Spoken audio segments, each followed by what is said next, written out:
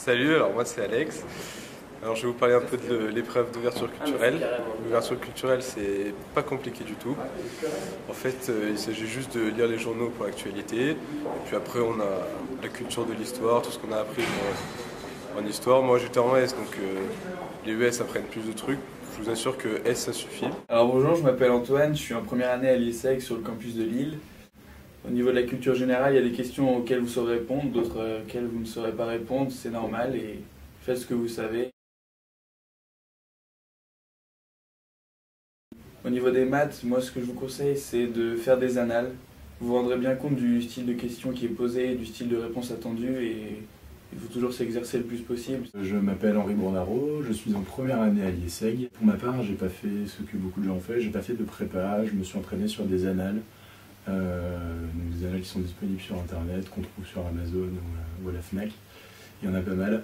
Ce que je peux conseiller, c'est notamment au niveau des maths, c'est de beaucoup bosser le tronc commun, tout ce qui est les trucs de base comme la dérivabilité, l'étude de fonctions, etc. Et aussi tout ce qui est logique qu'on voit beaucoup dans les annales. Et truc très important, pas faire 4 heures d'un coup, ça sert à rien. Mieux vaut faire une demi-heure tous les jours un petit peu pour avoir le réflexe et pas se retrouver une semaine sur l'autre en faisant 4 heures à faire ouais, au fait, comment on fait, etc. Donc vraiment faire régulièrement.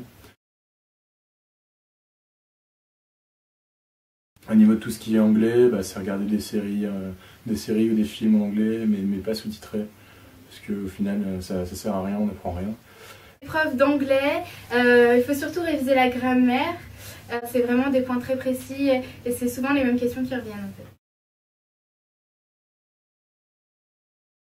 Bonjour, je m'appelle Victor, je suis étudiant en première année à l'IESEG. La synthèse, je l'avais préparée, j'avais vu les méthodes qu'il fallait utiliser pour la passer et j'aime beaucoup faire des rédactions, tout ça. Donc en français, le français m'a beaucoup aidé aussi au lycée en première, tout ce qui est rédaction, disserte, tout ça. Donc j'avais bien organisé mon plan.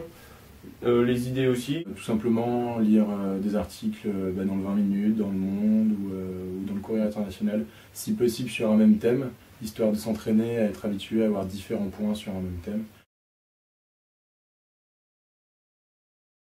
Moi je m'appelle Agathe, je suis en première année à l'IESEG. Au lycée on n'a vraiment pas l'habitude de passer des oraux et c'est vrai que ça fait un peu peur.